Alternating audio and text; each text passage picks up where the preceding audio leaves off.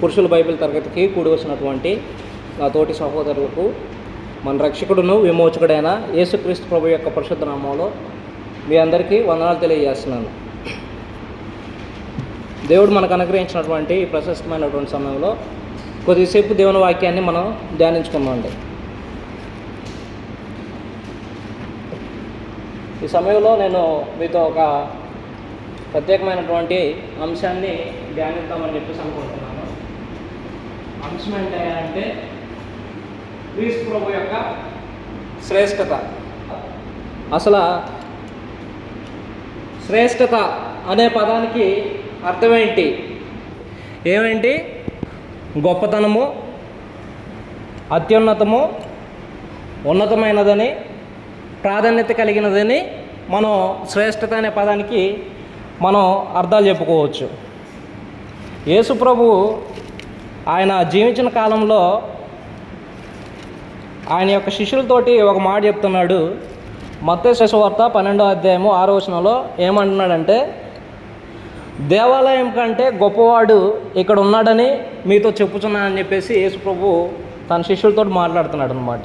లేదంటే అక్కడికి కూడి వచ్చినటువంటి యూదుల సమాజంతో, పరిసయ్యులతోటి లేదా శాస్త్రులతోటి ఆయన మాట్లాడుతూ ఏమంటున్నాడంటే, దేవాలయం కంటే గొప్పవాడు ఇక్కడ ఉన్నాడు. నిజంగా యేసుక్రీస్తు ప్రభు దేవాలయం కంటే గొప్పవాడేనా? నిజంగా గొప్పవాడేనైతే అసలు ఆ మాటలు యేసుక్రీస్తు ప్రభు ఎందుకు ఉపయోగించారు అని మనం ఎప్పుడైనా ఆలోచించామా? అసలు యూదులు కట్టినటువంటి దేవాలయం కంటే యేసుక్రీస్తు ప్రభు ఎందుకు తనను తాను గొప్పవాడిగా హెచ్చించుకున్నాడు అనే మాటలు మనం కొద్దిసేపు ఆలోచిద్దామండి. అసలు యూదుల యొక్క దేవాలయం యొక్క చరిత్ర మనం గమనించినట్లయితే ఎలా వచ్చింది?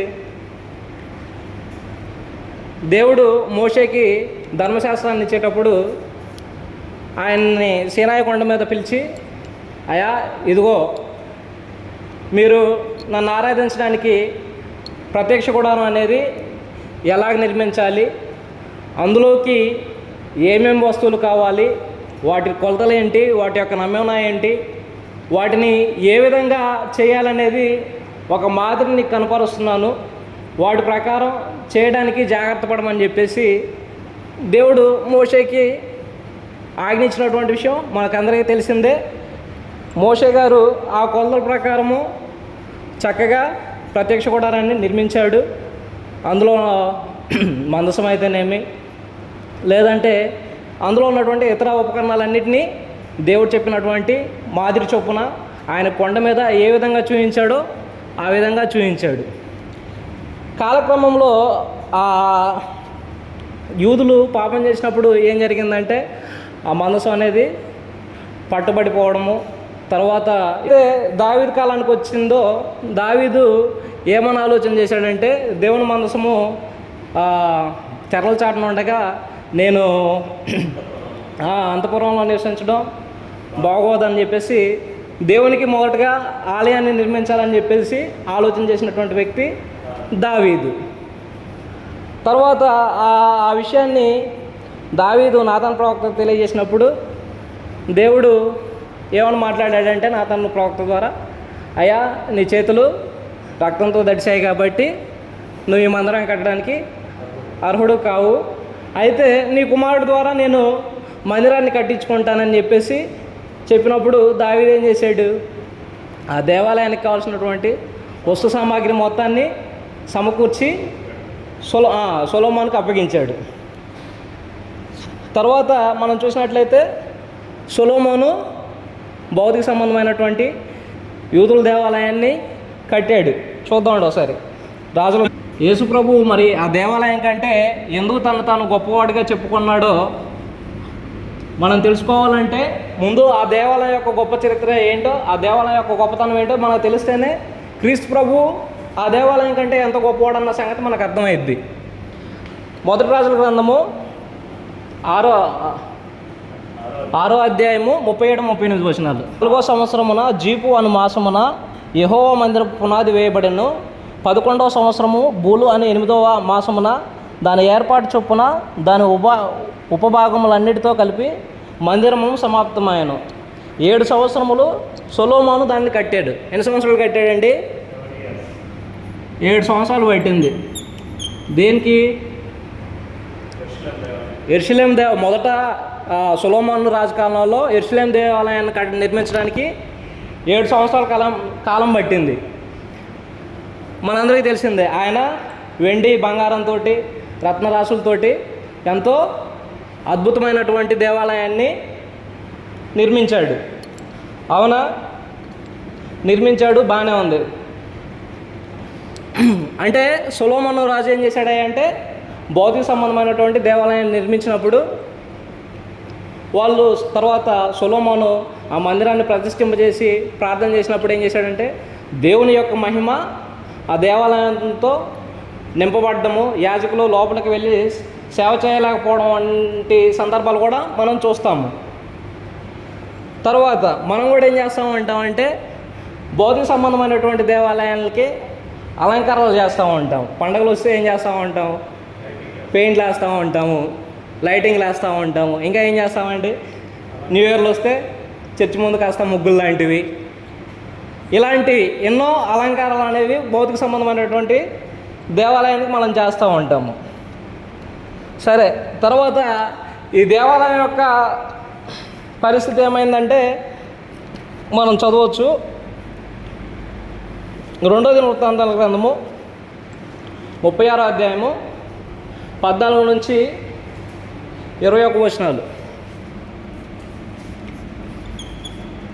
2వ దినవృత్తాంతాల గ్రంథము 36వ అధ్యాయం చివరి అధ్యాయం 14 నుంచి 21 వచనాల్లో మనం గమనించినట్లయితే ఇక్కడ సొలొమోను ఆయన నిర్మించాడు. అక్కడ ఏం కనబడిద్ది అంటే దాన్ని ఎవరు ఏ విధంగా నాశనం చేశారన్న సంగతి మనకు కనబడిద్ది. చూడండి, 2వ దినవృత్తాంతాల గ్రంథము 36వ అధ్యాయము 14 నుంచి నేను చదువుతున్నాను. 2వ దినవృత్తాంతము 36వ అధ్యాయం 14 నుంచి. అదియుగాక యాజకుల్లోనూ జనుల్లోనూ అధిపతులకు వారు అన్ని జనులను పూజించుచు హేయమైన విగ్రహములను పెట్టుకొని బహుగా ద్రోహులై యెహోవా యెరూషలేములో పరిశుద్ధపరచిన మందిరమును అపవిత్రపరిచిరి. ఏం చేశారంటే వీళ్ళు యూదులు కానీ ఇశ్రాయేలీలు కానీ ఏం చేశారంటే అన్ని దేవతల వైపు విగ్రహారాధన వైపు తిరిగి యెరూషలేములో ఉన్నటువంటి దేవాలయాన్ని అపవిత్రపరిచారు. అప్పుడు ఏం జరిగిందో చూద్దాం మనం. వారి పితరుల దేవుడైనటువంటి యెహోవా 15వ వచనం.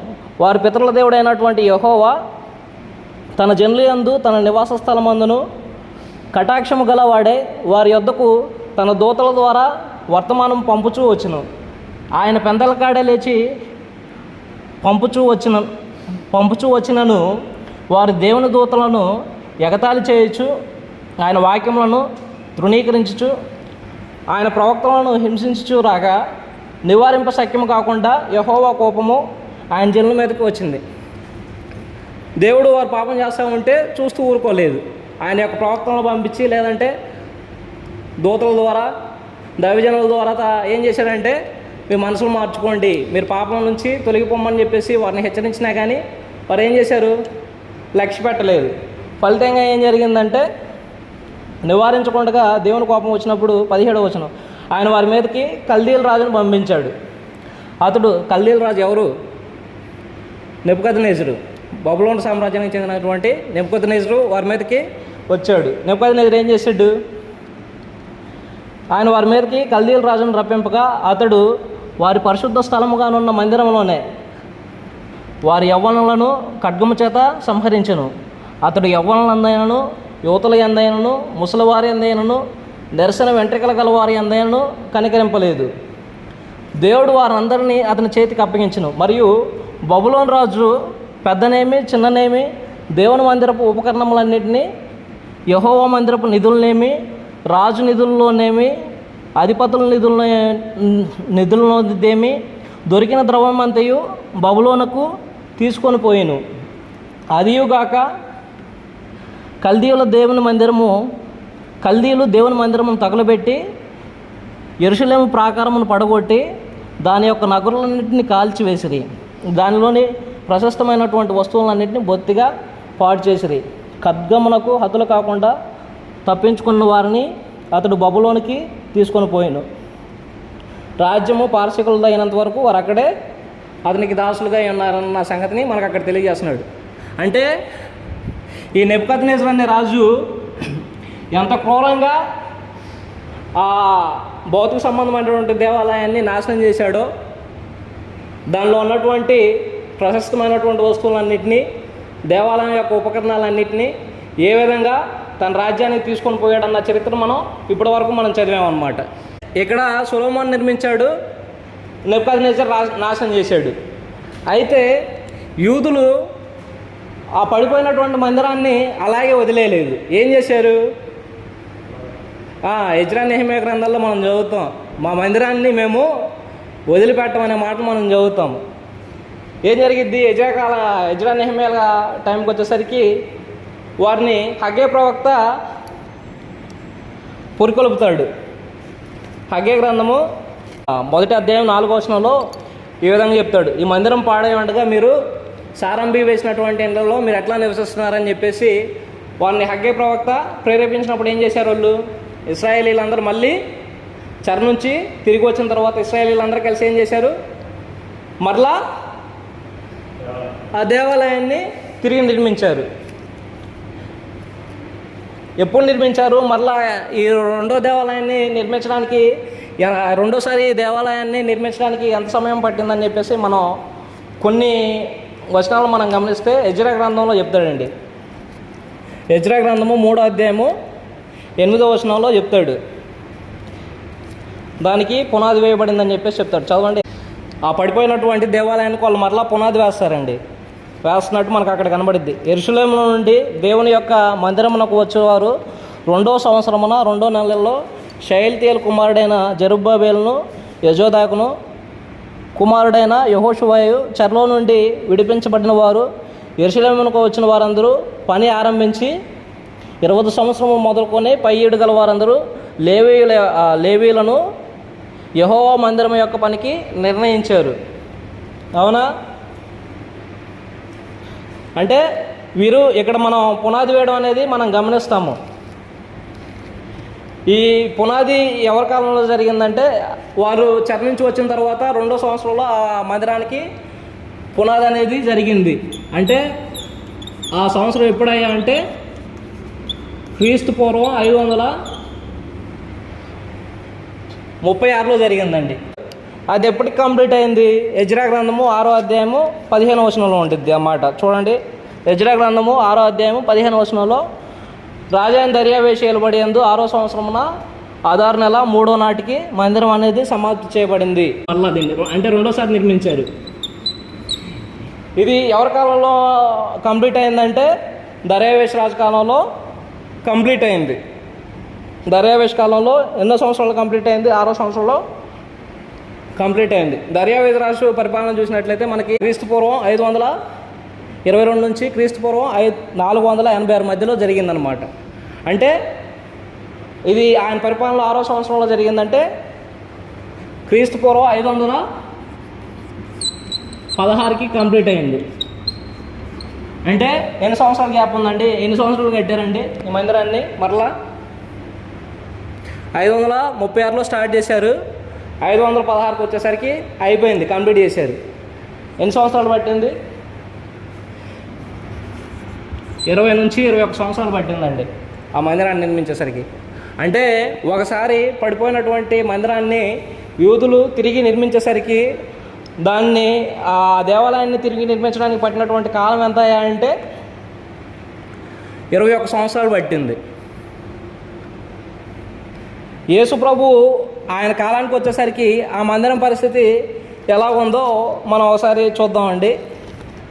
యూదులు మా కొరకు ఒక సూచక్రియను చేయమని చెప్పేసి అడిగినప్పుడు ఏమంటాడంటే యేసు ప్రభు, ఈ దేవాలయాన్ని పడగొట్టండి, నేను 3 దినాల్లో తిరిగి లేపుతానని చెప్పినప్పుడు వాళ్ళు ఏమంటారంటే ఈ దేవాలయాన్ని ఎన్ని సంవత్సరాల్లో కట్టారని చెప్పేసి అంటాడు.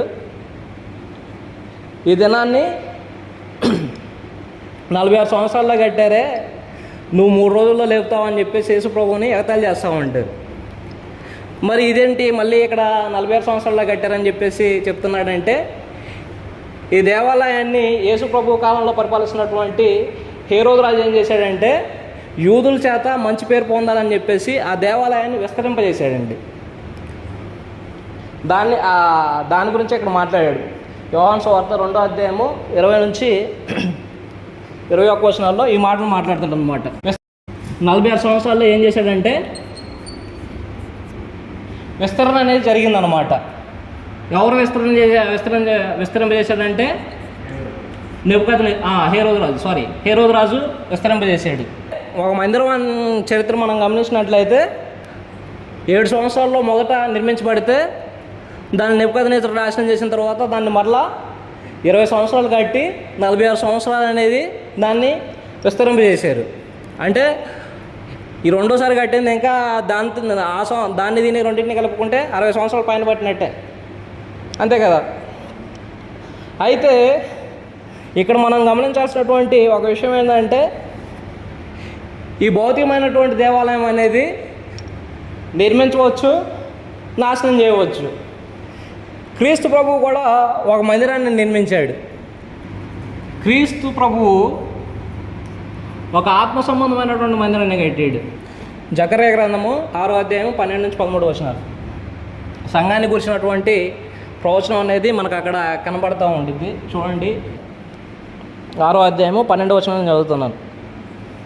సైన్యములకు అధిపతి యెహోవా సెలవిచ్చినదేమనగా, చిగురు అను ఒకడు కలడు, అతడు తన స్థలంలో నుండి చిగుర్చును, అతడు యెహోవా ఆలయమును కట్టును, అతడే యెహోవా ఆలయమును కట్టును. ఎవరు కడతారని చెప్పేసి చెప్తున్నాడండి. యెహోవా ఆలయాన్ని ఒకరు కడతారంట. ఎవరు కడతారంట? దావీదు చిగురు. అంటే దావీదు యొక్క వంశంలో నుంచి వచ్చినటువంటి వ్యక్తి యేసుక్రీస్తు ప్రభువుల వారే యెహోవా ఆలయాన్ని నిర్మాణం చేస్తున్నాడు. దీని గురించే మత్తయి సువార్తలో యేసు ప్రభువు మాట్లాడుతూ ఏమంటాడంటే, మత్తయి సువార్త 16వ అధ్యాయము 18వ వచనం మనందరికీ బాగా సుపరిచితమైనటువంటి వచనమే. ఏమంటాడు? నా సంఘాన్ని నేను కడుతున్నాను అంటున్నాడు. అవునా? యేసుక్రీస్తు ప్రభు నా సంఘాన్ని నేనే కడతానంటాడు పేతురుతోటి. ఇంకా ఏమంటాడు? జకర్యా గ్రంథము 6వ అధ్యాయంలోనే 15వ వచనంలో ఏమంటాడంటే, దూరంగా ఉన్నవారందరూ వచ్చి యెహోవా ఆలయాన్ని కట్టుదురు, అప్పుడు యెహోవా నన్ను మీ యొద్దకు పంపినని మీరు తెలుసుకుందరని చెప్పేసి జకర్యా గారు మాట్లాడుతూ ఉంటాడు. దూరంగా ఉన్నవారందరూ అంటే అన్యులు. ఇక్కడ యూదుల దేవాలయంలో కేవలం యూదులకు మాత్రమే ప్రవేశం ఉంది. అన్యులు ఎవరైనా వచ్చి దేవుణ్ణి ఆరాధించాలనుకున్న వాళ్ళు ఏం చేస్తారు? బయట ఆవరణలోనే నిల్చొని దేవుణ్ణి ఆరాధించుకొని వెళ్ళిపోతారు. కానీ ఇక్కడ క్రీస్తు ప్రభువు కట్టినటువంటి ఆత్మ సంబంధమైనటువంటి మందిరం, లేదా సంఘంలో ఒక యూదులకే కాదు అన్యులకి, అంటే క్రీస్తు సంఘంలో యూదుడని లేదు, గ్రీసు దేశస్థుడని లేదు, దాసుడని లేదు, యజమానుడని లేదు, స్త్రీ అని లేదు, పురుషుడని లేదు, ఏ భేదము లేదు. అందరూ క్రీస్తు తాను కట్టినటువంటి సంఘంలో, లేదంటే క్రీస్తు కట్టినటువంటి ఆత్మ సంబంధమైనటువంటి మందిరంలో మనల్ని చేర్చాడు. దాని యొక్క నెరవేర్పును మనం చూసినట్లయితే మనందరికీ తెలిసినటువంటి విషయమే. అపోస్తుల కార్యాల గ్రంథము 2వ అధ్యాయము 41వ వచనం. ఎంతమందితో స్టార్ట్ అయిందండి? మొదట 3000 మందితోటి యెరూషలేములో క్రీస్తు సంఘం అనేది ప్రారంభించబడింది. ఎందుకంటే ముందే చెప్పాడు, దావీదు చిగురు అంటే యేసు ప్రభువు కడతాడని చెప్పేసి అన్నాడు. క్రీస్తు ప్రభువే చెప్పాడు, నా సంఘాన్ని కడతా అన్నాడు, నేనే కడతానని చెప్పేసి అన్నాడు. ఇది పెంతెకొస్తు పండుగదేనన్నా. క్రీస్తు శకం 33న 3000 మందితోటి యెరూషలేములో ప్రారంభమైంది. మన అందరికీ తెలిసినటువంటి విషయమే. క్రీస్తు సంఘం ఎప్పుడు ప్రారంభమైంది, ఎప్పుడు మొదలైంది అన్న సంగతి బైబిల్ సరిగా చదివి అర్థం చేసుకునే వాళ్ళందరూ అర్థం చేసుకుంటారు. అయితే ఇది ఎలాగ విస్తరించిందంటే అపోస్తుల కార్యాల గ్రంథము 8వ అధ్యాయము 1వ వచనంలో చూస్తే హింసల వల్ల ఏం జరిగిందంటే చదవండి. హింస వల్ల సంఘం ఏం జరిగింది? చెదిరిపోయినటువంటి ప్రతి ఒక్కరూ సువార్తను ప్రకటిస్తూ వెళ్ళిపోయారు. ఎక్కడెక్కడ ప్రకటించారు? మొదట యోదయ, సమరయ దేశాలతో పాటు భూదిగంతాల వరకు సంఘం అనేది విస్తరించబడింది. అవునా? ఇక్కడ మనం నేర్చుకోవాల్సినటువంటి ఆత్మీయ పాఠం ఉందండి. మనము ఎన్ని శ్రమలు వచ్చినా, ఎన్ని కష్టాలు వచ్చినా, మనం క్రీస్తు ప్రభు యొక్క సంఘాన్ని లేదా ఆయన రాజ్యాన్ని విస్తరింపజేసేటువంటి వ్యక్తులుగా మనం జీవించాల్సినటువంటి అవసరం ఉంది. ఆదిమ అపోస్తులు ఏ విధంగా వారి యొక్క హింసల్లో కూడా దేవుని రాజ్యాన్ని విస్తరింపజేశారో మనం కూడా దేవుని రాజ్యం లేదా క్రీస్తు ప్రభు యొక్క రాజ్యాన్ని లేదంటే క్రీస్తు సంఘాన్ని విస్తరించాల్సినటువంటి అవసరము ఎంతైనా ఉన్నది. ఇది భౌతిక సంబంధమైనటువంటి దేవాలయం కంటే ఆత్మ సంబంధమైనటువంటి దేవాలయం, లేదంటే యేసుక్రీస్తు ప్రభు కట్టినటువంటి ఆత్మ సంబంధమైనటువంటి మందిరము లేదా సంఘం అనేది ఎందుకు గొప్పది? దీన్ని ఎంతోమంది ఎన్నోసార్లు నాశనం చేశారు. దీన్ని నాశనం చేయగలిగారా? క్రీస్తు సంఘాన్ని నాశనం చేయగలిగారా? రోమా చక్రవర్తులు, అన్ని రాజులు, లేదంటే రోమన్ క్యాథలిక్స్ అయితేనేమి, ఎందరో కానీ ఎందరో దీన్ని కోల్చేయాలని చెప్పేసి చూసినా కానీ ఆ రోజుల్లో చక్రవర్తుల వల్లే కాలేదు.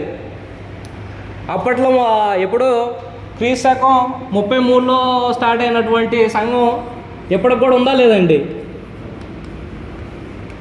ఉందా లేదా? ఉంది. మరి ఇక్కడ యూదులు కట్టినటువంటి దేవాలయం ఉందా ఇప్పటికీ? చెప్పుకుందాం. దీని చరిత్ర కూడా మనం దీని చరిత్ర ఇంకా కంటిన్యూ ఉంది, చెప్పుకుందాం మనం తర్వాత ఏం జరిగిందనే సంగతి. ఎఫెసీ పత్రిక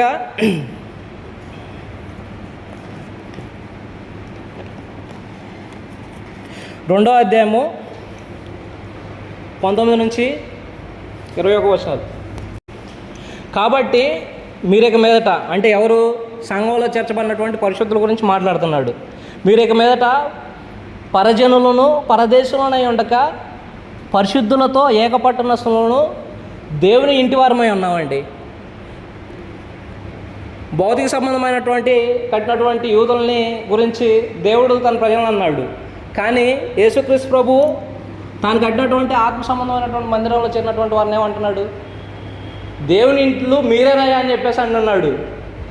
యూదుల్ని దేవుని ప్రజలనే చెప్పేసి పిలిచాడు. కానీ మనల్ని ఏమంటున్నాడు? సంఘాన్ని దేవుని ఇంటివారు మీరేనయ్యా అని చెప్పేసి అంటున్నాడు. ఇంటివారు అని చెప్పేసి ఎవరిని పిలుచుకుంటామండి? రక్త సంబంధికుల్ని, వారసుల్ని, తోబుట్టుల్ని అందరిని పిలుచుకోండి. మరి మనము క్రీస్తు ప్రభు యొక్క రక్తంలో కడగబడినటువంటి ఆయన రక్త సంబంధికులం అయితేనే మనము దేవుని ఇంటివారం అవుతాము. క్రీస్తుతోటి సమపడితేనే క్రీస్తుకు తోటివారం అనే పదాన్ని కూడా మనకి పౌలు గారు ఉపయోగిస్తారు కదా. ఇంకా అసలు ఆ పేతురుపత్రికలో ఇంకా మంచి మాట అంటాడు చూడండి. మొదటి పేతురుపత్రిక 2వ అధ్యాయము 5వ వచనము.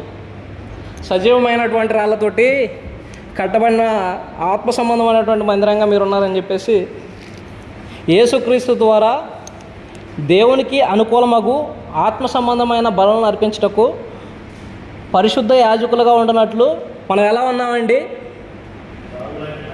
మీరు సజీవమైన రాళ్ళ వలె ఆత్మ సంబంధమైనటువంటి మందిరంగా కట్టబడుచున్నారు. ఎలా ఉన్నామండి మనం? సజీవమైనటువంటి రాళ్ళు.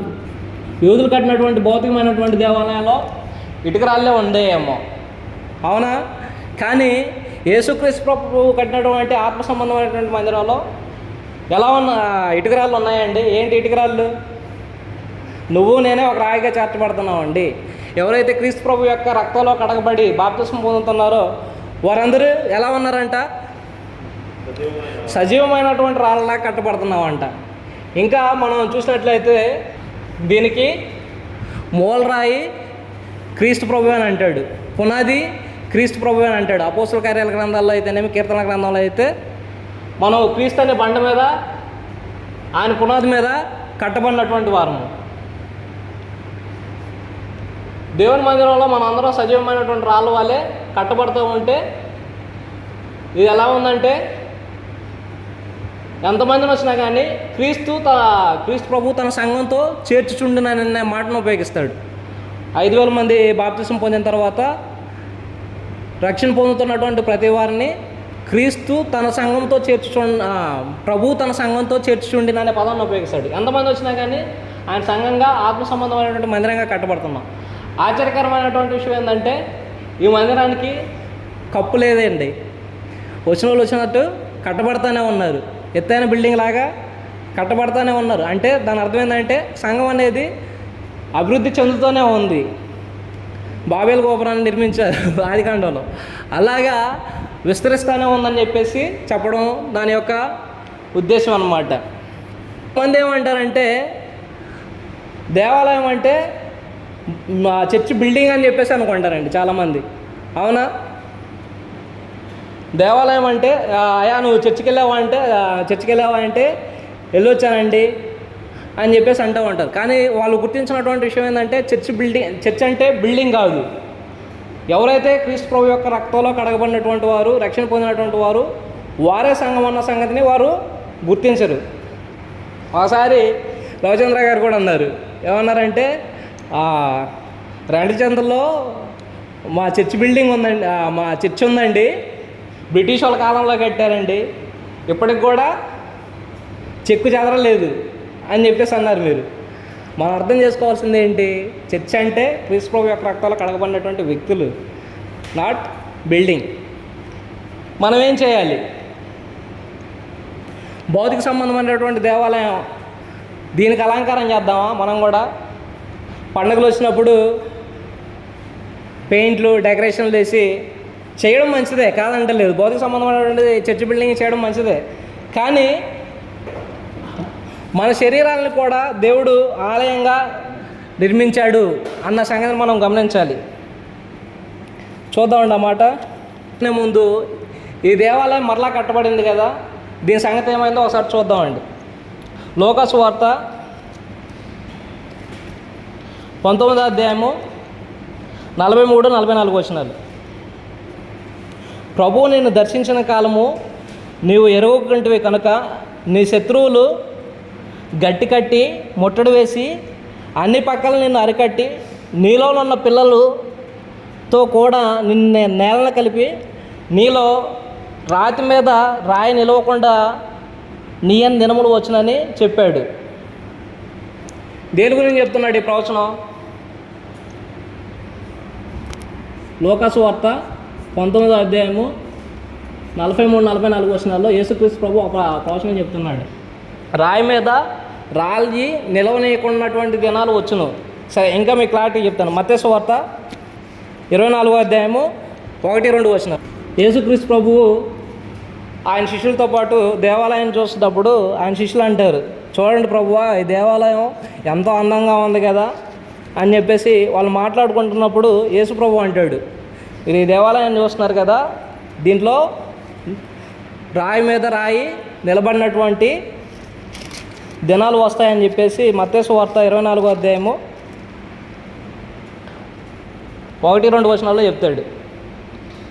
యేసు దేవాలయం నుండి బయలుదేరి వెలుచుండగా ఆయన శిష్యులు ఆ దేవాలయపు కట్టడంలో ఆయనకు చూపించవచ్చురి. అందుకు ఆయన, మీరు ఇవన్నీ చూస్తున్నారు కదా, రాతి మీద రాయి ఒకటైనను ఇక్కడ నిలవకుండా పడద్రోయబడినని మీతో నిశ్చయంగా చెప్పుచున్నా అని చెప్పేసి చెప్పాడు. దేని గురించి చెప్పాడంటే ఆ ప్రవచనం లూకా సువార్తలో కానీ మత్తయి సువార్తలో కానీ ఈ భౌతిక సంబంధమైనటువంటి దేవాలయం అనేది మరలా నాశనం అయిపోయిందని చెప్పేసి యేసుక్రీస్తు ప్రభు ప్రవచించాడు. మరి అది నెరవేరిందా? నెరవేరింది. క్రీస్తకం 69-70 సంవత్సరాల్లో ఏం జరిగిందంటే, పస్కా పండుగను ఆచరించడం కోసం యెరూషలేముకి అనేక మంది యూదులు బయలుదేరి వచ్చారండి.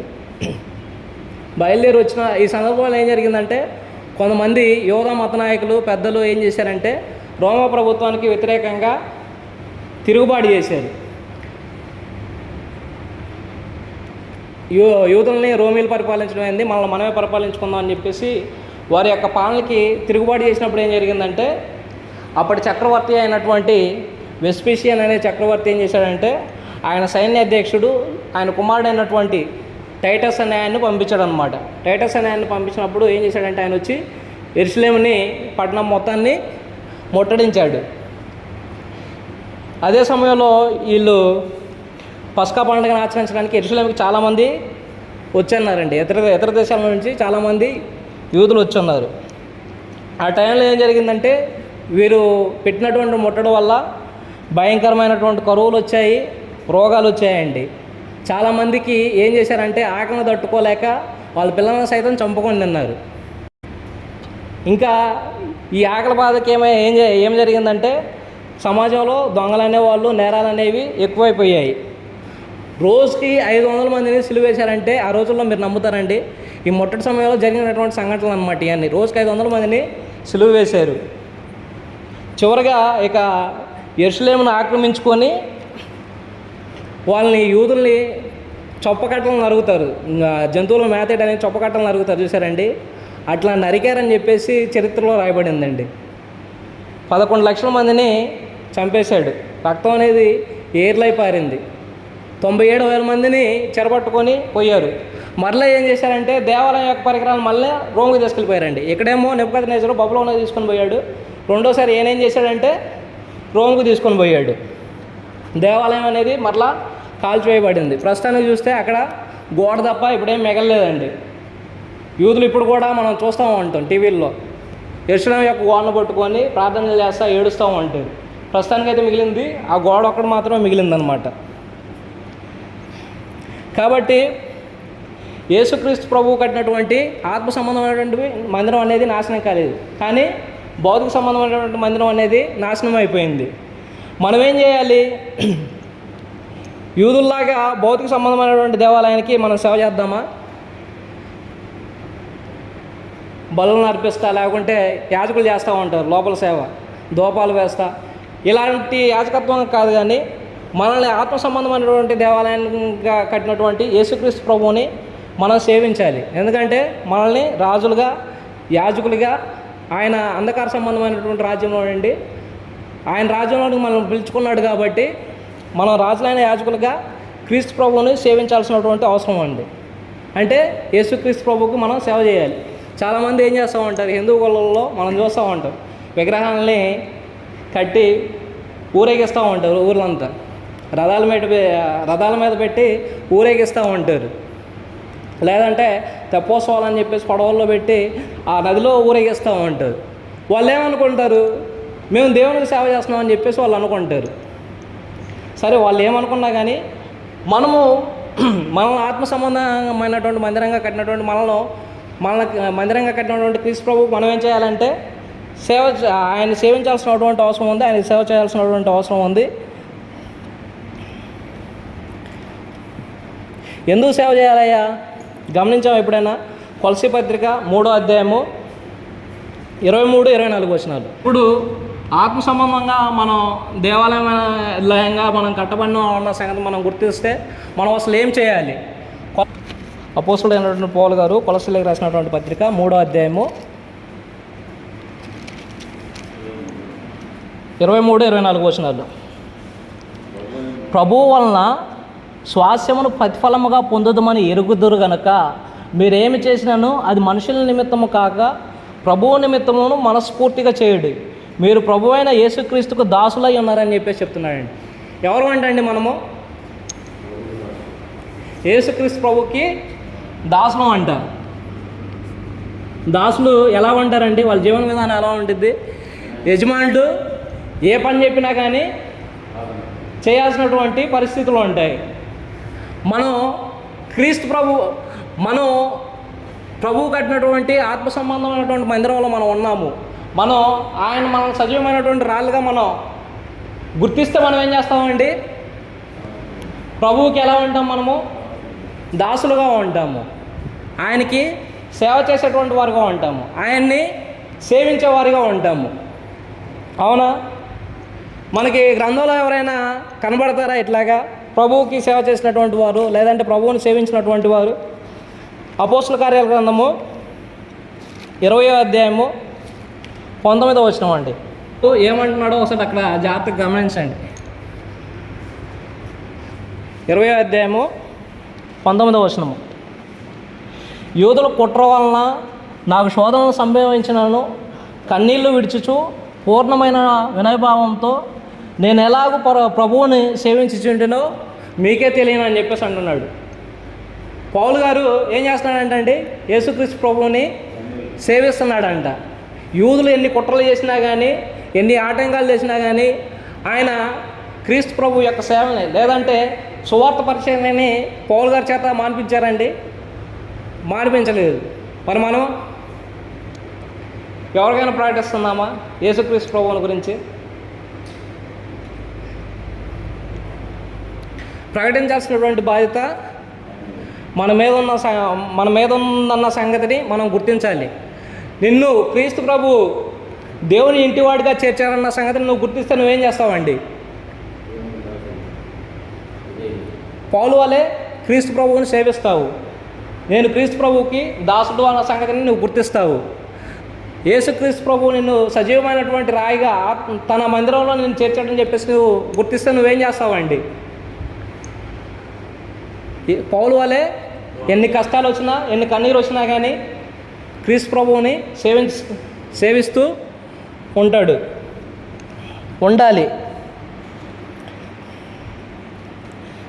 ఏంది సేవించాల్సినటువంటి అవసరం ఉందా క్రీస్తు ప్రభువుని? అంత ఇంపార్టెన్స్ ఉందా నిజంగా? సేవించకపోతే వచ్చే నష్టం ఏంటి? రోమీలకు రాసినటువంటి పత్రిక 14వ అధ్యాయము 18వ వచనం.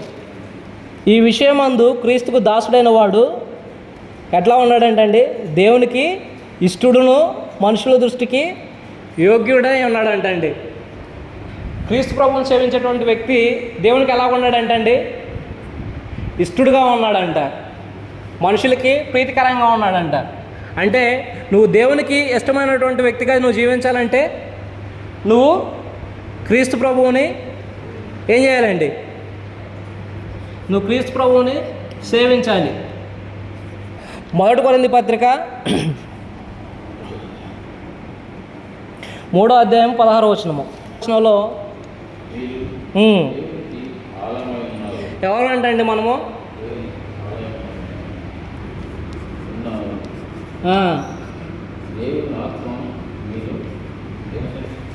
దేవుని ఆత్మ మనలో నివసించుతున్నది కాబట్టి మనము దేవునికి మందిరంగా ఉన్నాము. ఇంకా అదే 1 కొరింథీ పత్రిక 6వ అధ్యాయం 19-20 వచనంలో మన దేహము పరిశుద్ధాత్మకి ఆలయం కాబట్టి, మనము విలువ పెట్టి కొనబడినటువంటి వారం కాబట్టి మనం ఏం చేయాలండి? మన దేహంతో దేవుణ్ణి మహింపరచాలనే అనే మాటని ఉపయోగిస్తాడు. 1 కొరింథీ పత్రిక 6వ అధ్యాయము 19-20 వచనాల్లో మన దేహంతో దేవుణ్ణి ఎలాగ మహింపరచాలి? మనం విలువ పెట్టి కొనబడినటువంటి వారమని మనం గుర్తిస్తే, లేదంటే మన దేహము దేవునికి ఆలయం అన్న సంగతిని మనం గుర్తిస్తే మనం ఏం చేయాలండి? మన దేహంతో దేవుణ్ణి మహింపరచాలి. ఎలాగ మహింపరచాలి? అదే 1 కొరింథీ పత్రిక 6వ అధ్యాయము 15-16 వచనాల్లో ఈ విధంగా మాట్లాడతాడు. మీ దేహములు క్రీస్తునకు అవయవములై ఉన్నవని మీరు ఎరుగురా? నేను క్రీస్తు యొక్క అవయవములను తీసుకొని వేసే యొక్క అవయవములుగా చేదునా అని పౌలు గారు ప్రశ్నిస్తున్నాడు. మన యొక్క దేహంతో దేవుణ్ణి మహింపరచడం అంటే మన యొక్క శరీరాన్ని తీసుకెళ్ళి ఏం చేయాలండి? వేసితో కలపవచ్చా? మనము కలపకూడదు. నీ దేహము దేవునికి ఆలయం అన్న సంగతి నీవు గుర్తిస్తే నువ్వేం చేస్తావు? నీ దేహాన్ని జాగ్రత్తగా కాచుకుంటావు. లేదా ఇక్కడైతే వ్యభిచారం అనే పదం ఉపయోగించాడు, కానీ క్రీస్తు ప్రభు ఏమన్నాడండి? మోహపు చూపు కూడా చూసినట్లయితే నువ్వు హృదయం అన్న ఆమెతో వ్యభిచరించినట్లే అని చెప్పేసి కఠినమైనటువంటి తీర్పును మనకిచ్చాడు. కాబట్టి మన దేహాలతో ఏం చేయాలండి? దేవుణ్ణి మహింపరచాలి.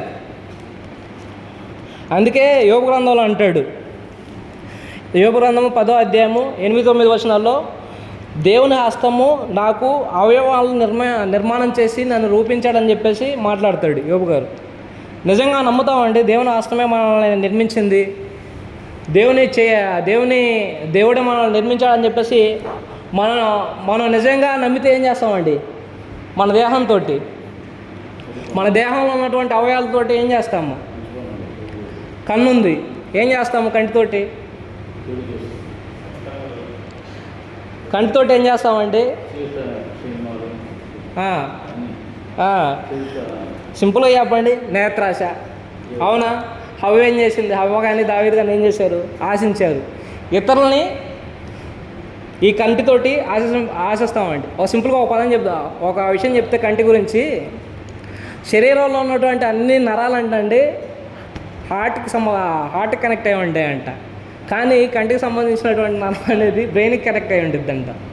ఎందుకని? చూడగానే ఆశించాలా వద్దనేది నిర్ణయం తీసుకున్నటువంటి డిసిషన్ ఎవరి చేతుల్లో ఉంది? నీ చేతుల్లోనే పెట్టిడు. అందుకే కీర్తన గ్రంథము 119:37 అంటాడు. ఏమంటాడండి? వ్యర్థమైన వాటిని చూడకుండా నా కన్నులను ఏమంటాడండి? త్రిప్పివేయమని చెప్పేసి కీర్తనకారుడు రాస్తాడండి. యోబు ఏమంటాడండి? నా కన్నులతో కన్యకను నేను ఎలాగా చూడగలననే మాటను ఉపయోగిస్తాడు. నిజంగా మనం కూడా మన కళ్ళతోటి ఇలాగ నిబంధన చేసుకోగలుగుతామా? ఇలాగ నిబంధన చేసుకుంటే మనం మన దేహంతో దేవుణ్ణి మహింపరచినట్లే. కాబట్టి మనం ఎల్లప్పుడూ దేవునికి ఈరోజు నుంచి, అయా ప్రభువా, నేను వ్యర్థమైనటువంటి వాటిని చూడకుండా నా కళ్ళని తిప్పివేయమని చెప్పేసి ప్రార్థిద్దాం. తర్వాత నోటితో ఏం చేస్తాము? అబద్ధాలు ఆడతాము, అబద్ధ సాక్ష్యాలు చెప్తాము. అవునా? సామెతల గ్రంథము 12:22. సామెతలు 12:22. అబద్ధాలు చెప్పమన్నాడా? అబద్ధమాడు పెదవులు యెహోవాకి ఎలాంటివి అండి? హేయములు. సామెతల గ్రంథము 6:16-19 చదువుతామండి. యెహోవాకు అసహ్యములైనవి 6 కలవు, 7 ఆయనకు హేయములు. అవేమనగా అహంకార దృష్టి. కళ్ళతో చూసేటువంటి మనకి ఇంకో పని తెలిసిందండి. ఏం చేస్తాము? మన కళ్ళతో ఇతరులని నీచంగా చూస్తూ ఉంటాము, అహంకారంతో చూస్తూ ఉంటాం. అది సరైనటువంటి విధానం కాదు. ఆ పని చేస్తే దేవునికి హేయమైన సంగతి మనం గుర్తించాలి. తర్వాత 4తో ఏం చేస్తున్నాము? కళ్ళల్లో ఆడుతున్నాము, అంటే మోసాలు లేదంటే అబద్ధాలు పలుకుతున్నాము, అబద్ధ సాక్ష్యాలను మనం పలుకుతున్నాము. ఇంకా ఎఫెసీ పత్రిక 5:4 అంటాడు, మీరు బూతులైనను, పోకిరి మాటలైనను, సరస్వక్తులైనను పలకకూడదు, ఇవి మీకు తగినవి కావని చెప్పేసి అంటాడు. అవునా? బూతులు అంటే మనకు తెలిసింది. పోకిరి మాటలు అంటే ఇతరులని ఎగతాళి చేస్తూ మాట్లాడుతూ ఉంటాము. అలాంటి మాటలన్నీ క్రైస్తవులకి తగినవి కావు. తర్వాత ఇంకా ఏం చేస్తూ ఉంటాయి? నోటితోటి మందు, బీడి, సిగరెట్, గుట్కా, ఇలాంటి వాటన్నిటినీ తీసుకెళ్ళి ఈ దేహాన్ని ఏం చేస్తామండి? అపవిత్రపరుస్తున్నాము. మన యొక్క శరీరాన్ని ఏం చేస్తున్నాము? అపవిత్రపరుచుకొని మన హృదయంలో దేవుణ్ణి నివసింపకుండా మనం చేస్తున్నాం అన్నమాట. కాబట్టి మన దేహంతో ఏం చేయాలంటే అపవిత్రపరచుకోకుండా మన దేహాన్ని పవిత్రంగా ఉంచుకొని దేవుణ్ణి మహింపరిచే విధంగా మనం జీవించాల్సినటువంటి విషయం ఉంది. తర్వాత అవయవాలు, చెవులతో ఏం చేస్తాము? వింటాము. అవునా? నోరులు 2 ఉన్నాయి, చెవులు 1 ఉంది. అంతేనా? నోరులు 2 ఉన్నాయా? చెవులు 2 ఉన్నాయా?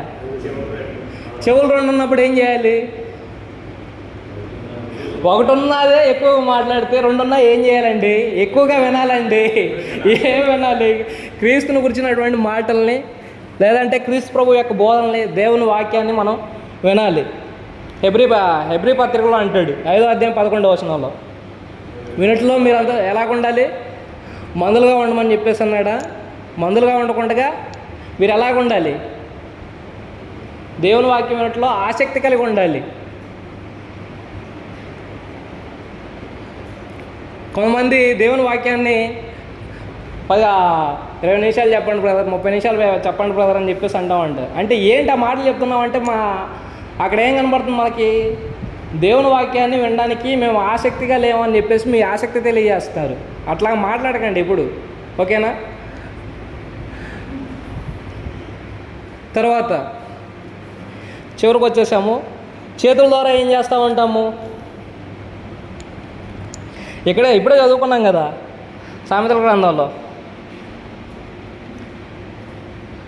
అహంకార దృష్టియు, కల్లాల నాలుకయు, నిరపరాధులను చంపే చేతులు, కీడు చేయటకు త్వరపడేటువంటి పాదములు, లేని వాటిని పలికి అబద్ధ సాక్షియు, అన్నదమ్ములలో జగడములు పుట్టించేవాడు.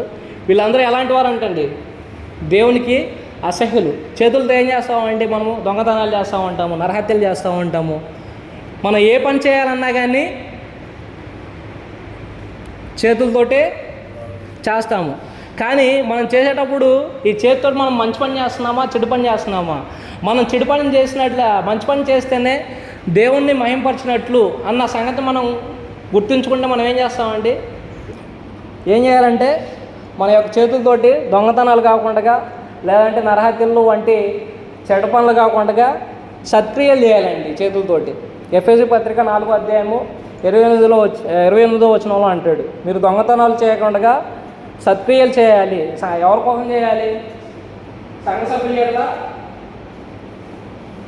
సంఘ సభ్యుల ఎట్లా మీరేం చేయాలండి? సత్క్రియలు చేయాలి మీ చేతితోటి. కాబట్టి ఈ విధంగా మనము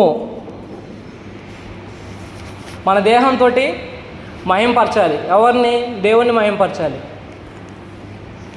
కాబట్టి క్రీస్తు యొక్క శ్రేష్టత, ఆయన యూదులు కట్టినటువంటి భౌతిక సంబంధమైనటువంటి దేవాలయం కంటే కూడా ప్రభువు కట్టినటువంటి ఆత్మ సంబంధమైనటువంటి దేవాలయంలో నువ్వు చేరావు అన్న సంగతిని నువ్వు గుర్తిస్తూ నువ్వేం చేస్తావండి?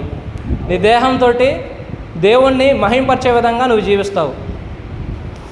కాబట్టి ఇంతటితోటి ఈ మాటలు ముగిస్తాను. ఇప్పటి వరకు ఎంతో ఓపికతోటి ఆసక్తితోటి విన్నటువంటి మీ అందరికీ క్రీస్తు ప్రభు యొక్క పరిశుద్ధ నామములో మరొకసారి వందనాలు తెలియజేస్తూ ఇంతటితో ఈ వాక్యాన్ని ముగిస్తున్నాను. అందరికీ వందనాలండి.